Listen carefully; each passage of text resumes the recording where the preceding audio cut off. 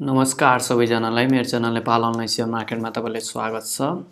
कामना सेवा विकास ब्याङ्कको क्वार्टर 4 को रिपोर्ट आइसकेको छ र त्यसमा के देखाइएको छ, नेट इन्ट्रेस्ट इन्कम 29% ले बढ्यो तर नेट प्रॉफिट 484% ले बढ्यो। यो आखिर कसरी? नेट इन्ट्रेस्ट इन्कम 29% जुन कोर बिजनेसबाट आउने इन्कम छ, यसको मेन बिजनेस मोडेल जुन हुन्छ त्यो कोर बिजनेसबाट आउने इन्कम जम्मा 29% ले बढेको छ तर नेट प्रॉफिट चाहिँ 484% ले बढेको छ। यो चाहिँ कसरी हुन सक्छ त्यो कुराहरु हामी आज बुझ्ने छौं यो भिडियोमा र प्रॉफिट एन्ड लस स्टेटमेन्ट जुन हुन्छ त्यसको म एनालाइसिस गरेर देखाउने छु। यो कहाँ के गरेर यस्तो भएको छ, यसमा तपाईहरु झुक्केर अब कम्पनीहरुमा अब त्यत्रो 484% ले बढ्यो भनेर झ्याप्पै धेरै बाइ गर्दिने यस्तो गर्नुभन्दा पहिला तपाई प्रॉफिट एन्ड लस स्टेटमेन्ट हेरेर बुझ्नुस् त्यो प्रॉफिट चाहिँ कहाँबाट आको, त्यो पैसा कहाँबाट आको भन्ने कुरा तपाई बुझ्नु पर्ने हुन्छ। सो अब स्टार्ट गरौँ। त्यो भन्दा पहिला मेरो channel Nepal online share market subscribe गर्नुभएको छैन गर्नु होला। यहाँ पहिला केही बेसिक जानकारी क्वार्टर 4 को रिपोर्टको केही बेसिक अपडेटहरु म तपाईलाई दिन्छु। त्यसपछि मैले प्रॉफिट एन्ड लस स्टेटमेन्ट तिर लगेर केही कुराहरु सिकाउने छु। पेड अफ क्यापिटल अहिले 2.65 अर्ब छ, यो 4.40% ले बढेको। रिजर्भ 1.28 अर्ब छ जुन 94% ले बढेको, दैट्स गुड, एकदमै राम्रो। र डिपोजिट 44.4 अर्ब भएको छ, यो 39% ले बढेको, राम्रो। लोन 38.8 अर्ब छ, यो पनि 49.77% ले बढेको, राम्रो हो। नेट इन्ट्रेस्ट इन्कम 1.49 अर्ब छ अहिले, यो चाहिँ 29% ले बढेको। 29% ले बढ्नु भनेको पनि नराम्रो हैन, ठीक छ। तर यसको कम्पेयरमा अरु पनि धेरै बैंकहरु छन्, विकास बैंक अथवा कमर्सियल बैंक जसको प्रॉफिट धेरैले ग्रोथ पनि भएको छ। तर यहाँ नेट प्रॉफिटमा मेन झुकिने कुरा नेट प्रॉफिटमा देखिएको छ। नन अपरेसन इन्कम भनेको 28.7 करोड देखाएको छ यहाँ। इम्पेयरमेन्ट चार्ज यहाँ 13.9 करोड, यो -55% ले घटेको छ र नेट प्रॉफिट 70 करोड यसले कमाएको छ जुन लास्ट इयरको क्वार्टर 4 सम्मको रिपोर्ट देखि अहिले 484% ले बढी हो। यो कसरी भएको छ यो चाहिँ हामी यो भिडियोमा बुझ्ने छौं। र नन परफर्मिङ लोन 1.5% ठीक छ। ईपीएस अहिले अब obviously प्रॉफिट बढाएको छ भनेर ईपीएस पनि बढेको छ। लास्ट इयर ईपीएस यसको जम्मा 4 थियो, अहिले चाहिँ 26.40 भएको छ, धेरै राम्रो। नेटवर्थ पर शेयर 148.61 रहेको छ। पी रेशियो 21.96 रहेको छ।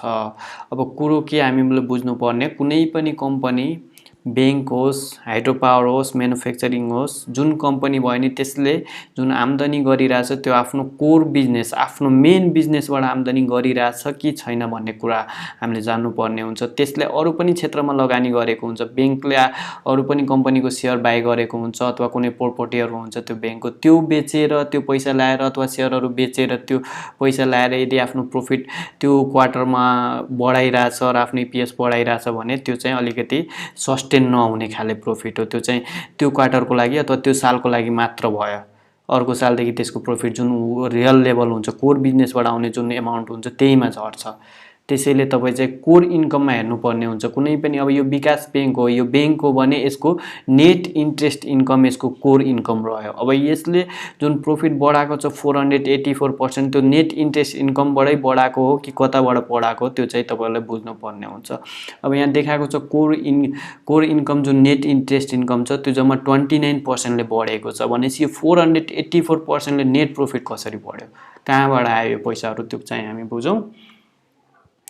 अब यसको लागि हामी profit and loss statement of Kamana Sewa विकास बैंक क्वार्टर 4 मा जाने छौं। यो क्वार्टर 4 को रिपोर्ट हो, 31 असाढ 2078 सम्मको छ। अब यसमा डाइरेक्ट हामी प्रॉफिट एन्ड लस स्टेटमेन्टमा जान्छौं।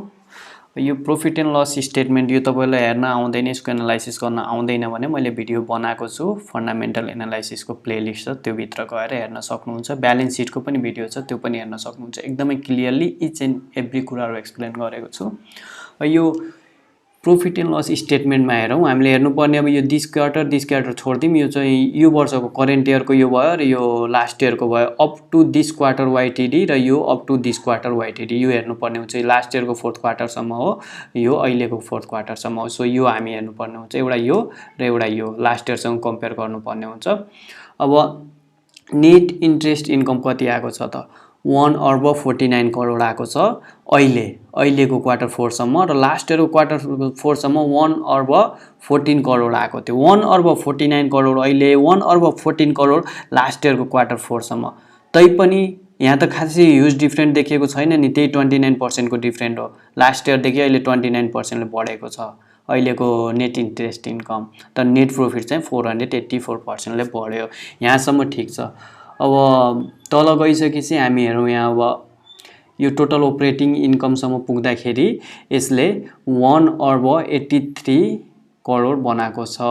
1 अर्ब 83 करोड बनाएको छ भने प्रॉफिट यसले 1 अर्ब 37 करोड बनाएको छ।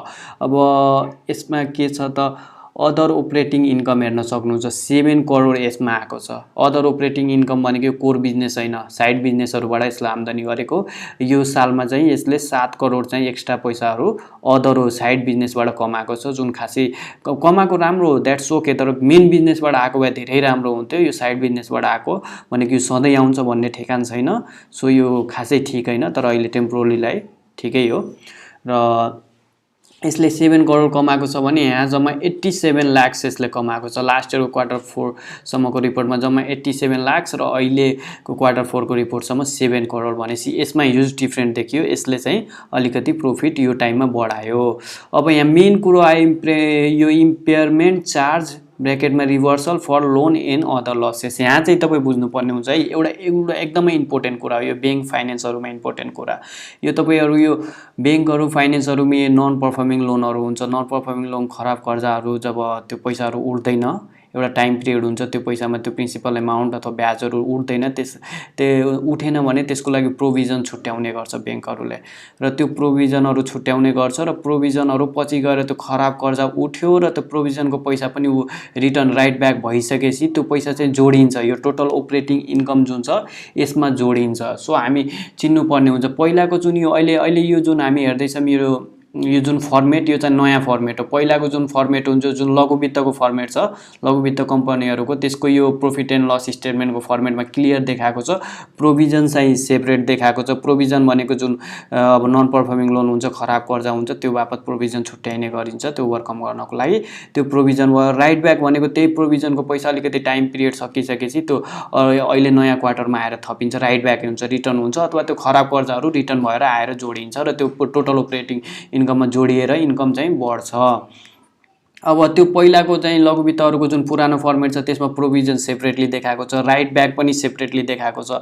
प्रोभिजन घटाउनु पर्ने हुन्छ टोटल अपरेटिङ इन्कमबाट र राइट ब्याक जुन रिटर्न आएको हुन्छ त्यो जोड्नु पर्ने हुन्छ। त्यो चाहिँ सेपरेटली देखाएको छ लघु वित्तहरुमा। तर यो फाइनान्स बैंकहरुमा यो नयाँ अपडेट भइसकेको छ। यो एउटैमा यसैमा देखाएको छ, impairment charge reversal for loan and other losses. अब यो प्रोभिजन हामी हेर्नु पर्ने हुन्छ। अब यो यदि ब्रेकेटमा भएको भए राइट ब्याक बढी भएको छ र प्रोभिजन कम भएको छ हामी बुझ्न सक्छौं र त्यो ब्रैकेटमा भएको भए रिभर्सल जुन ब्रैकेटमा दिएको छ त्यस्तो यो ब्रैकेटमा भएको भए रिभर्स भएको, राइट ब्याक भएको हो र त्यो चाहिँ यो टोटल अपरेटिङ इन्कममा जोडिन्छ भन्ने कुरा बुझ्न सक्नुहुन्थ्यो। तर यहाँ ब्रैकेटमा दिएको छैन भन्नुको मतलब जति पनि राइट ब्याक भयो होला त्यो भन्दा प्रोभिजन बढी छ। सो यसले यति प्रोभिजनिङ गरिरहेको छ भन्ने कुरा बुझ्न सक्नुहुन्छ र यो प्रोभिजनिङ चाहिँ यो टोटल अपरेटिङ इन्कमबाट घटाइन्छ। र यहाँ पनि अब यो लास्ट इयरको क्वार्टर 4 मा के भएको छ, प्रोभिजनिङ लास्ट इयरमा एकदमै धेरै गरेको छ। यसले 31 करोड 57 लाखसम्म यसले प्रोभिजनिङ गरेको छ। त्यसकारणले यसको जुन प्रॉफिट छ अलिकति घटेको छ र यहाँ चाहिँ यसले अलिकति प्रोभिजनिङ कम गरेको छ। 31 करोड लास्ट इयरको क्वार्टर 4 सम्म गरेको थियो भने अहिले जम्मा 13 करोड यसले प्रोभिजनिङ गरेको छ र त्यसैले अलिकति प्रॉफिट यसको मेन्टेन छ। अब यहाँ नेट अपरेटिङ इन्कम हेर्दाखेरि 1 अर्ब 70 करोड छ भने यहाँ 1 अर्ब 6 करोड मात्र छ। दुईटा कुरा हामीले नोट गर्नुपर्ने, एउटा त यो अहिलेको क्वार्टरमा चाहिँ यसले अदर अपरेटिङ इन्कमबाट अलिकति 7 करोडसम्म रुपैयाँ जोड्यो र त्यसपछि प्रोभिजनिङमा लास्ट इयर यसले धेरै 31 करोडसम्म प्रोभिजनिङ गरेको थियो र अहिले चाहिँ यसले जम्मा 13 करोड प्रोभिजनमा हालेको छ पैसा। त्यसकारणले गर्दा यसको अहिले मेन्टेन छ प्रॉफिट। अब यो दुईटा कुरा बुझ्नुभयो। अब तल जाँदा यो पर्सनल एक्सपेन्सेसहरु यो घटायो, यहाँ पनि हेर्दाखेरि अब अपरेटिङ प्रॉफिटसम्म हेर्दाखेरि यो 71 करोड 96 लाख यहाँ देखिएको छ अपरेटिङ प्रॉफिट र यहाँ चाहिँ 16 करोड 57 लाख देखिएको छ।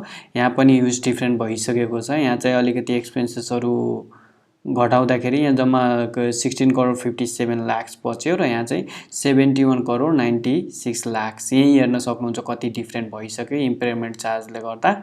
र अझै तल जाँदाखेरि यहाँ आएर फेरि नन अपरेटिङ इन्कम बाहिरबाट आएको इन्कम अझै यहाँ जोडिएको छ 28 करोड रुपियाँ आएर जोडिएको छ र फेरि प्रॉफिट बिफोर ट्याक्स 1 अर्ब यहाँ पुगेको छ र यहाँ चाहिँ नन अपरेटिङ इन्कम छैन, त्यसैले यो 16 करोडमै छ। यहाँ यो तेस्रो कुरो रह्यो।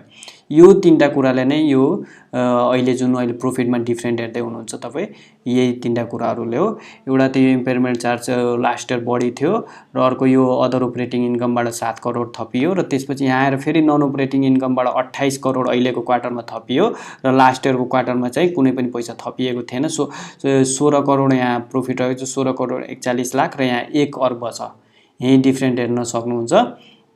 र त्यसपछि 1 अर्बबाट यो करेन्ट ट्याक्स घटाइसकेपछि 70 करोडसम्म प्रॉफिट यहाँ देखायो, प्रॉफिट फर द पिरियड। र यसबाट यो 16 करोडबाट यो जुन ट्याक्सेसहरू घटाइसकेपछि यहाँ जम्मा 11 करोड 97 लाख देखाएको छ। भनेपछि अब 97 लाख देखाएको छ। यही हो, लास्ट इयर चाहिँ 11 करोड 97 लाख कमायो र अहिले 70 करोड कमायो। 484% प्रॉफिट बढेको छ। अब कुरा के बुझ्न सकिन्छ हामी योबाट, यहाँ जम्मा इपिएस हेर्न सक्नुहुन्छ 4.71। अहिलेको सिनारियोमा यो कम्पनीले राम्रो गरेछ भनेर भन्न सकिँदैन, किनकि मेन यसले कोर बिजनेसमा जम्मा 29%ले मात्र राम्रो गरेको छ र अरू जुन पैसा यसले 28 करोड 7 करोड यता अदर अपरेटिङ इन्कमहरूबाट कमाएको छ। र अर्को कुरो जुन प्रोभिजनिङ यो लास्ट इयर जुन क्वार्टर 4मा केही फल्ट खासै थिएन, त्यति बेला पनि यसले राम्रै पैसा कमाएको रहेछ। यो 1 अर्ब 14 करोड भनेको नेट इन्ट्रेस्ट इन्कम राम्रै हो, तर यसले प्रोभिजनिङ धेरै गरेर यसको चाहिँ पैसा अलिकति कम हुन गयो र बाहिरबाट अपरेटिङ इन्कमबाट यसले कमाउन सकेन र प्रोभिजनिङ धेरै गर्यो, त्यस कारणले गर्दा अलिकति यसको प्रॉफिट कम हुन गएको थियो र इपिएस कम भएको थियो त्यति बेला। त्यति हो, यसै यो कारण भनेको यति हो। अब यो प्रोभिजनिङ धेरै गर्यो, त्यसैले प्रॉफिट कम हुन गयो र कम भयो र अहिले आएर यसले अपरेटिङ अदर नन अपरेटिङ इन्कमहरू धेरै गर्यो र प्रोभिजनिङ कम गर्यो, त्यसले गर्दाखेरि हामी नेट प्रॉफिटमा चाहिँ ह्युज चेन्ज हेर्न सक्छौँ 484% को। तर वास्तवमा भनौँ भने त्यो 484%ले यो कमाएको होइन। अदर अपरेटिङ इन्कमहरूबाट आएको इन्कमलाई हामी त्यति सस्टेनेबल मान्न सकिँदैन, जेन्युन मान्न सकिँदैन। र त्यसपछि अहिले चाहिँ प्रोभिजनिङ पनि कम गरेको कारणले मात्र, अब के थाहा राइट ब्याक धेरै आयो होला यो टाइममा, अब सेपरेट भएको भए थाहा हुन्थ्यो, राइट ब्याक धेरै आयो होला, त्यसैले यो प्रोभिजनिङ कम देखिएको छ र त्यो कारण पनि एउटा छ, यसको प्रॉफिट चाहिँ बढी भयो। र प्रॉफिट बढी 484% भनेको कसरी देख्यो त, लास्ट इयरको क्वार्टरमा अलरेडी यसले लास्ट इयरको क्वार्टर 4सम्म प्रोभिजनिङ यसले धेरै गरेर आफ्नो प्रॉफिट कम गरिसकेको थियो र धेरै कम गरिसकेपछि अहिले ठिकै लेभलको प्रॉफिट मेन्टेन गर्दा पनि यसमा ह्युज धेरै ग्याप भयो, 484% को ग्याप भयो। त्यस कारणले प्रॉफिट धेरै देखिएको छ, त्यो वास्तवमा केही धेरै प्रॉफिट होइन। यसको अदर इन्कमहरूबाट अदर अपरेटिङ इन्कमहरू धेरै छ यसमा र प्रोभिजनिङ कम छ, त्यस कारणले मात्र त्यति धेरै प्रॉफिट देखाएको हो। कम्पनीले त्यति 484 भनेको धेरै राम्रो भनेर भन्न सकिँदैन अझै पनि, तर त्यति नराम्रो पनि छैन। 29%ले लास्ट इयर भन्दा अहिले इन्ट्रेस्ट इन्कम पनि बढाएको छ, भनेपछि एभरेज कम्पनी नै छ। अब 10 देखि 15-16% दिन सक्ने क्यापासिटी भएको डिभिडेन्ड। तर त्यो 484% भनेर तपाईँ कामना सेवाको त्यो प्रॉफिट बढ्यो भनेर नझुक्किनु होला, त्यो चाहिँ मेन कोर बिजनेसबाट आएको पैसा चाहिँ होइन, अदर अपरेटिङ इन्कमहरू हो। र त्यसपछि प्रोभिजनिङ कम भएको कारणले लास्ट इयर चाहिँ धेरै भयो र अहिले चाहिँ कम भयो, यो बिचको ग्यापले गर्दा पनि त्यो प्रॉफिट बढेको हो। सो आजलाई यति, र मेरो channel Nepal online share market subscribe गर्नुभएको छ सब्सक्राइब गर्नु होला।